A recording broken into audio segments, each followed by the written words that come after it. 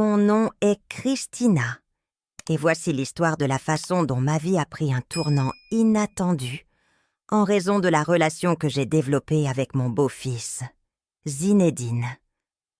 Je suis une femme de 42 ans, avec des cheveux bruns foncés, que je porte généralement attachés en un chignon élégant, et des yeux bruns qui, selon certains, reflètent un mélange de chaleur et de détermination. J'ai toujours été une personne pratique, concentrée sur ma carrière de physiothérapeute et sur le maintien d'un foyer stable pour ma famille. Ma vie, jusqu'à ce moment-là, avait été tranquille, presque prévisible, jusqu'à ce que tout change. Zinedine, mon beau-fils, est un jeune homme de 22 ans, grand et athlétique, avec des cheveux noirs et frisés et des yeux verts qui semblent capturer la lumière du soleil.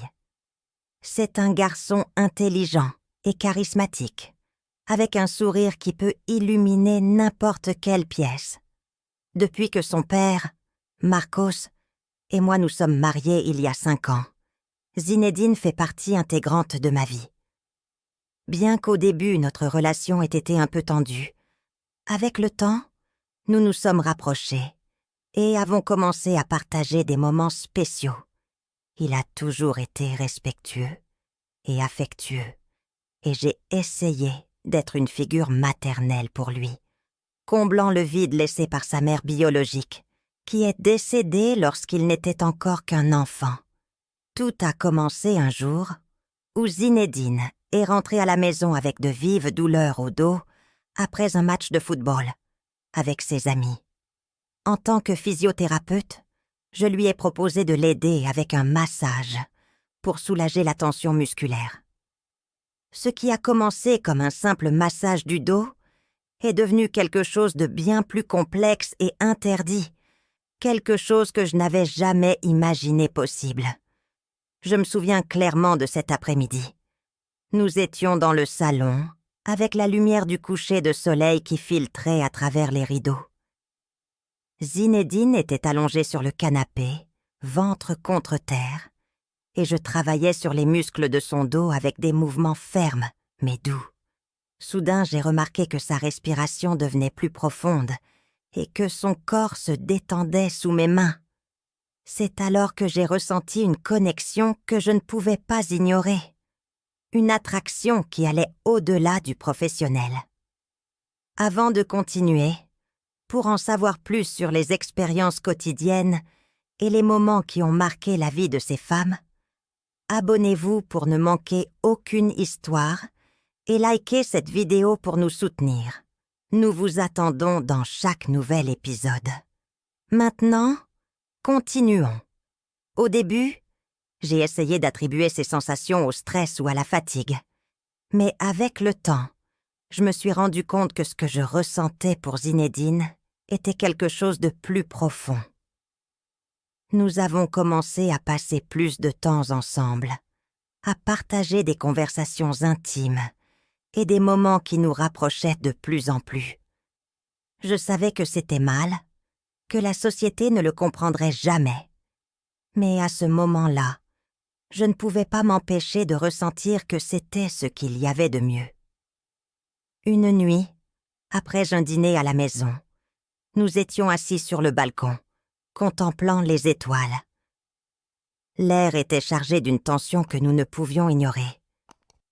Zinedine m'a regardée, avec une intensité qui m'a fait retenir ma respiration. « Christina !» dit-il d'une voix douce mais ferme. « Je ne peux plus faire semblant que ce que je ressens pour toi n'est que l'affection d'un beau-fils. » Ces mots m'ont laissé sans voix, mais ils ont aussi résonné profondément en moi. Je savais que c'était mal, que la société ne le comprendrait jamais. Mais à ce moment-là, je ne pouvais pas m'empêcher de ressentir que c'était ce qu'il y avait de mieux. À partir de ce jour-là, notre relation a changé à jamais. Nous avons commencé à explorer des sentiments que nous n'avions jamais admis auparavant. Et bien que nous sachions que nous franchissions une ligne dangereuse, nous ne pouvions pas nous arrêter. Chaque moment passé ensemble était un mélange d'émotions et de peur, sachant que notre relation pourrait avoir des conséquences dévastatrices si elle était découverte. Mais l'amour que nous ressentions était plus fort que la peur. Zinedine me faisait me sentir jeune à nouveau, comme si le temps n'avait plus d'importance. Et moi, à mon tour, je lui offrais une compréhension et une connexion qu'il ne trouvait en personne d'autre. Notre relation était unique, et bien que nous sachions que le chemin ne serait pas facile, nous étions prêts à affronter tous les obstacles pour être ensemble. Aujourd'hui, des années après cette nuit sur le balcon, Zinedine et moi sommes toujours ensemble, luttant contre les préjugés et les regards désapprobateurs. Notre histoire n'a pas été facile, mais elle en valait la peine. Parce qu'à la fin de la journée, l'amour est la seule chose qui compte vraiment. Tout a commencé lorsque je me suis mariée avec Thierry, le père de Zinedine. J'avais 35 ans à l'époque, et Zinedine en avait 19. Au début, je ne savais pas quoi penser de lui. Il était grand, avec des cheveux noirs et des yeux verts intenses, et un sourire qui semblait cacher 1000 secrets. Zinedine était réservé, presque mystérieux, et bien que nous vivions sous le même toit, nous interagissions rarement. Il étudiait l'ingénierie à l'université et passait la plupart de son temps hors de la maison, tandis que je me concentrais sur mon travail en tant que designer d'intérieur et sur la construction d'une vie avec Thierry. Notre relation était cordiale, mais distante.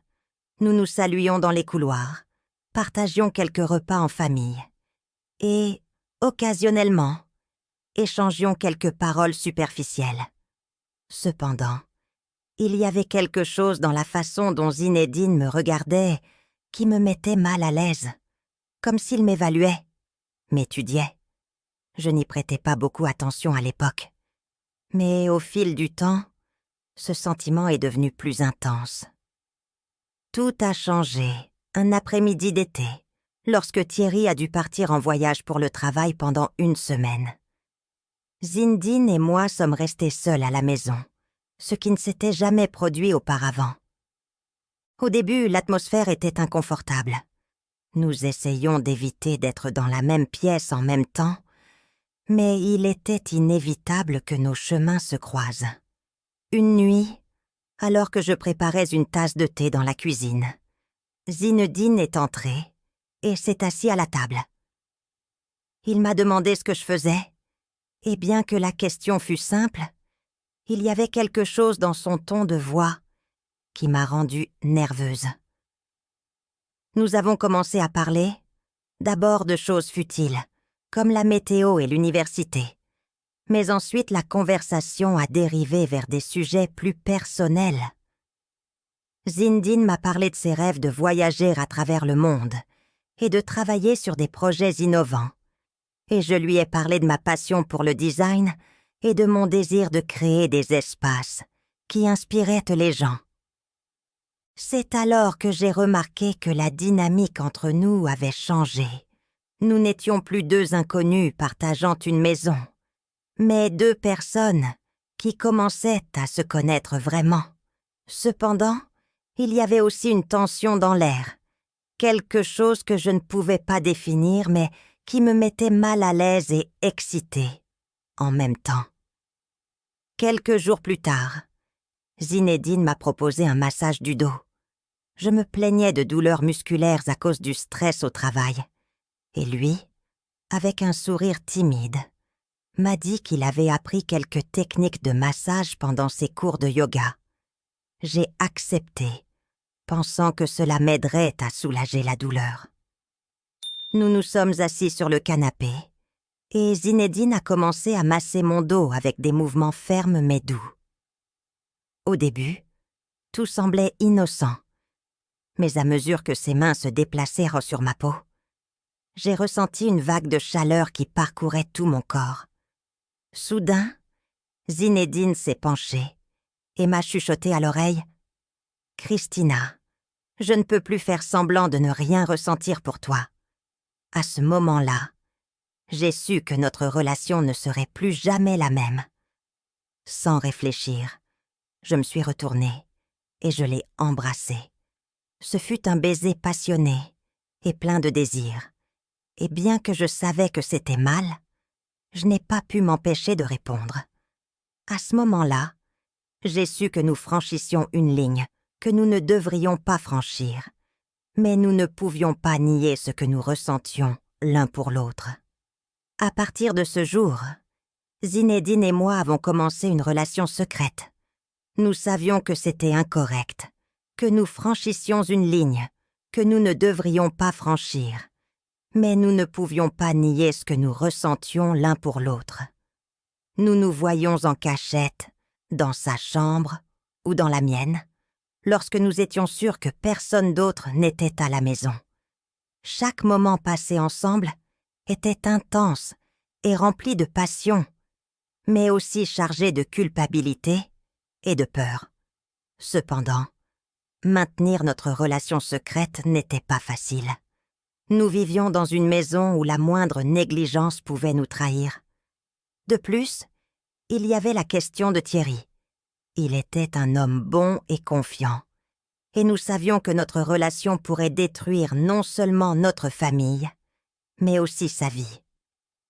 Malgré cela, nous ne pouvions pas nous éloigner l'un de l'autre.